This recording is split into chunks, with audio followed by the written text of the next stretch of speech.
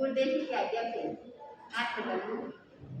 जिस प्रकार धूप और छाव, जमीन और आसमान, सूर्य और अंधकार एक साथ नहीं रहते हैं, ठीक उसी प्रकार मान और ज्ञान दोनों एक साथ टिक नहीं सकते।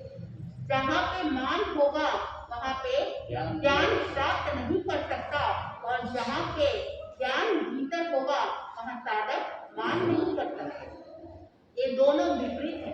अहंकार के कारण से अपनी दृष्टि को छोटी बना लेता है और अपनी छोटी सी दुनिया के अंदर ही वहाँ पर विशाल संसार को समझ लेता है। एक बार एक धनवान व्यक्ति संत अरस्तु के पास आता है और कहता है कि मेरा बंगला बहुत बड़ा है, आप मेरे बंगले पर पधारो। और ऐसा बंगला आपको कहीं देखने को नहीं मिलेगा, ना कभी सुनने को मिलेगा। शायद ऐसा बंगला किसी ने बनाया भी नहीं हो। तब वहां पर संत अरस्तु ने उस धनवान व्यक्ति को कहा, क्या तुम्हारे पास संसार का नक्शा है? तब वहां धनवान व्यक्ति संसार का नक्शा लाकर देता है। अरस्तु ने पूछा, इस संसार के अंदर तुम्हारा देश कहाँ पर है बताओ। तो वहां पर बताता है कि ये मेरा देश है। इस देश के अंदर तुम्हारा शहर कहाँ है वो बताओ। तब वहां व्यक्ति कहता है, इतना बड़ा संसार के अंदर एक शहर मेरे एक बिंदु के समान है, वो कहाँ तो दिखाई दे। संत अरस्तु ने उस धनवान व्यक्ति को कहा, तुम्हारे पास शहर का नक्शा है? तब वहां कहता कि हाँ मेरे पास शहर का नक्शा है। तो तुम वो नक्शा लाकर, और वो नक्शा लेकर आया और उसको पूछा कि इस शहर के अंदर तुम किस मोहल्ले में रहते हो वो बताओ। वहां मोहल्ले को आइडेंटिफाई कर लेता है और अब उस मोहल्ले के अंदर किस गली के अंदर रहते हो वहां गली की फाइंड आउट कर लेता है। तो उस गली के अंदर तुम्हारा बंगला कहाँ है वो बता दो। अब वहां धनवान व्यक्ति कहता है, वो तो मैं नहीं बता। तो तुम इस संसार के अंदर तुम अपना शहर भी नहीं बता सकते हो, शहर के अंदर तुम अपने बंगले को नहीं बता सकते हो, तो तुम्हें किस प्रकार का अभिमान? बंगला तो यहीं का यहीं रह जाता। लेकिन बंधुओं, वो अपनी सोच के कारण से, अपनी अहंकार के कारण से अपने आप को बड़ा दिखाता। ध्यानचंद ने कहा, जैसे कटी हुई जेब होती है वहां पैसे टिकता नहीं, फूटा हुआ जो बर्तन होता है उसमें दूध टिक नहीं सकता है। ठीक उसी प्रकार जो अभिमानी व्यक्ति होता है वह ज्ञान प्राप्त नहीं कर सकता है, वह अपात्रता होता है। तीन चीज, जो व्यक्ति अभिमानी होता है वह ज्ञान को प्राप्त नहीं कर सकता, जो लोभी होता है वह ज्ञान को प्राप्त नहीं कर सकता, और जो स्वाद में लोलुपता होता है, स्वाद में आसक्ति रहता है, वह ज्ञान को प्राप्त नहीं कर सकता है। तो इन तीन व्यक्तियों को ज्ञान की प्राप्ति नहीं हो सकती।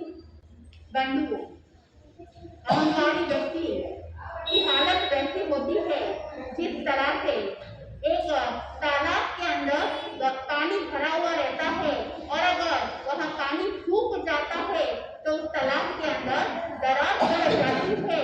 ठीक उसी प्रकार जो अहंकारी होगा वह अपने मन के अंदर दरार पैदा करेगा। इस विघटन जो भी होता है, जहाँ पर बंधुओं परिवार के अंदर भी वहाँ पे विघटन होता है, घर टूटता है, वहाँ किसके कारण से?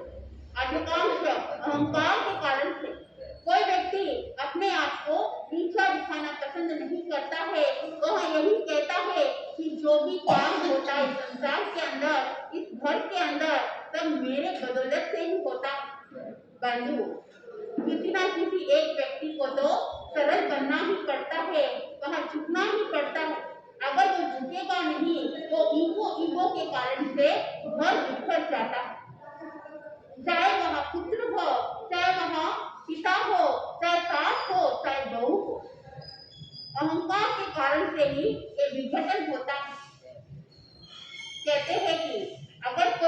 काम करते हैं तो वहाँ पे एक से नहीं होता, वहाँ एकता से होती है। बंधुओं, आइडिया कोई भी दे देता है, लेकिन उस कार्य को पूर्ण करने के लिए व्यक्ति की भी जरूरत होती है।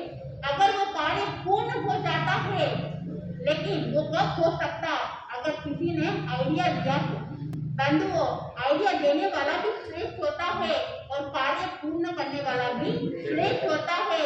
दोनों का सहयोग रहता है तो ही वहाँ पे काम हो सकता है। बिना आइडिया लिए काम हो भी नहीं सकता, और वो काम होने के लिए किसी की आइडिया भी चाहिए।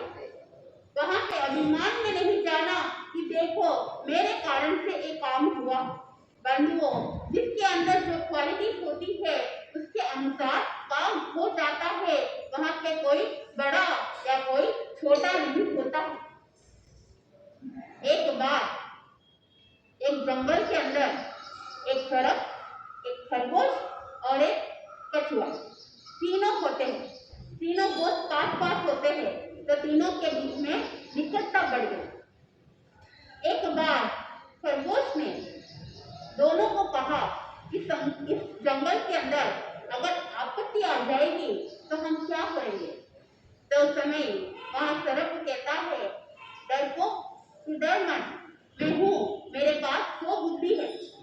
जिस समय काम आएगा, ऐसी कोई विपत्ति आएगी तो मैं अपना बुद्धि का उपयोग करूंगा और वहां सलूशन ढूंढ लूंगा। कछुआ ने कहा, वो भी चुप नहीं रहा और वो भी कह देता है कि इतना डरता है तू, मेरे पास 50 बुद्धि है, मैं भी हल निकाल लूंगा। अब वहां पे सर्प ने उस खरगोश को पूछा, तुम क्या करो। तो वहां खरगोश कहता है, मेरे पास एक ही बुद्धि, लेकिन जब काम आएगा तब देखा जाएगा। तीनों का वार्तालाप चल रहा था। संयोग से जंगल के अंदर आग लग जाती है और वहां चिंगारी चारों तरफ फैल जाती है, धुआं भी उड़ रहा है। अब क्या हो गई, विपत्ति आ गई। अब इस विपत्ति के अंदर बाहर कैसे निकलना। वहां सर्प और जो कछुआ है दोनों वहीं के वहीं बैठे रहते हैं। खरगोश ने कहा कि आपत्ति आ गई है, अब इस आपत्ति से बाहर निकालो। तुमने तो कहा मेरे पास 100 बुद्धि है और तुमने कहा मेरे पास 50 बुद्धि है, अब इस बुद्धि का प्रयोग करो। तो वहां दोनों कहते थे कि डरो मत, हो जाएगा काम। वहां दोनों बैठे रहते हैं, कुछ करते नहीं है और वो आग की चिंगारी धीरे धीरे पास आने लग गई। फिर भी वो अपनी बुद्धि का कोई उपयोग नहीं ले रहे। बंधुओं, अहंकार कि मेरे हम है तो काम हो जाएगा, और जैसे जैसे ही वो चिंगारी पास आती है, वह खरगोश तो भागकर चला जाता है और इधर सांप और कछुआ दोनों के वहीं पे प्राण चले जाते हैं। जिसके पास जो बुद्धि की बात चल रही थी उसका क्या हालत हो गई, वो तो जलकर रस्सी बन गई और जो कछुआ है वहां जलकर गेंद बन गए। तो इस तरह से बंधुओं, जो अहंकारी होगा वो बातें तो बड़ी बड़ी करेगा, लेकिन जब वक्त पे काम आना चाहिए वहां पर कोई काम आने वाला नहीं होता। लेकिन जो सरलता होती है मन में, वहाँ विनम्रता होती है, वहाँ साधक वक्त पे अपने आप कैसे भी करके सलूशन को ढूंढ लेता है। बंधुओं, ज्ञानीजन ने कहा है, जो उठता है वो कभी ना कभी नीचे गिरता है। पर्वत पर अगर कोई चढ़ता है उसको वापस नीचे उतरना पड़ता है। रॉकेट हो, एरोप्लेन हो, वहां पर ऊपर जाता है लेकिन उसको वापस नीचे लैंड करना पड़ता है। इसलिए ज्ञानीजन कहते हैं कि कभी अहंकार की भावना मत लेके आओ। बंधुओं, अहंकार के कारण से क्रोध उत्पन्न होता है।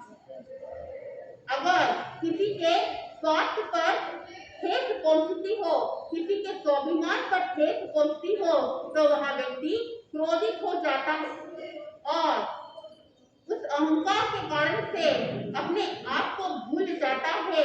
वहाँ विवेक का जो नेत्र है वहाँ बंद हो जाता है, सूझबूझ खो देता है।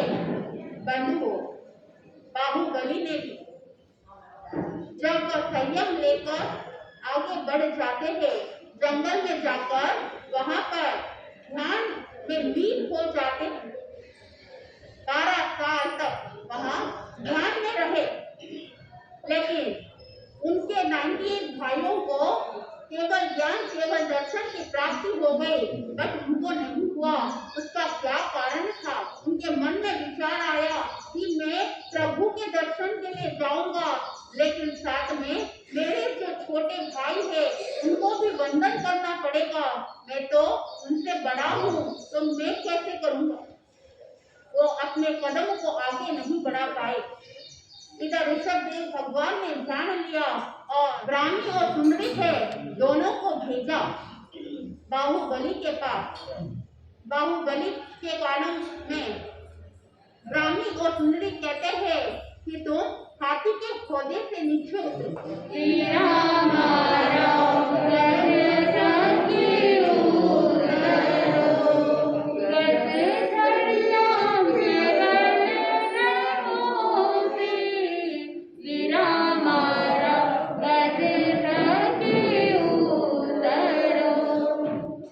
बंधु, ब्राह्मी और सुंदरी जैसे ही ये बोले कि वीरा मारा गज थकी उतरो, तो वहाँ बाहुबली सोचने लग गए कि मैं इस जंगल में ध्यान में खड़ा हूँ, तो ये किनको बोल रहे हैं?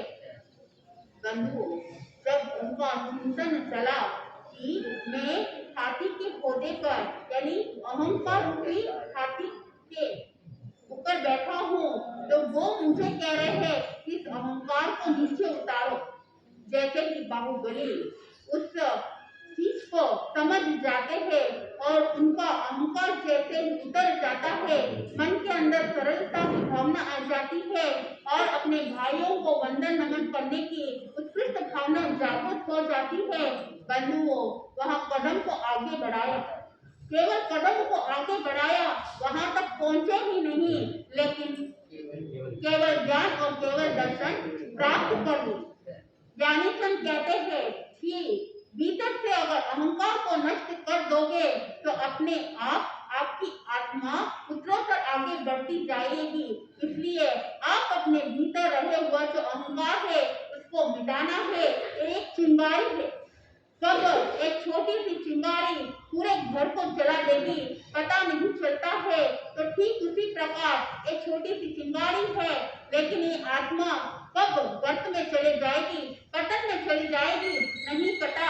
ज्ञानी जन ने कहा, भीतर से नम्रता की भावना, सरलता की भावना लेके आओगे तो आपको भी उस बाहुबली की तरह, भरत चक्रवर्ती की तरह, ऐसे जो महापुरुष चारित्र आत्माओं का वर्णन बताया है, उस तरह से आपकी आत्मा भी निर्मल होती जाएगी, आपकी आत्मा भी पवित्र होती जाएगी। जैसे जैसे आप आगे का प्रसंग सुनोगे तो आपको आनंद की प्राप्ति होगी। मैं अपने शब्दों को यहीं पे विराम देती हूँ।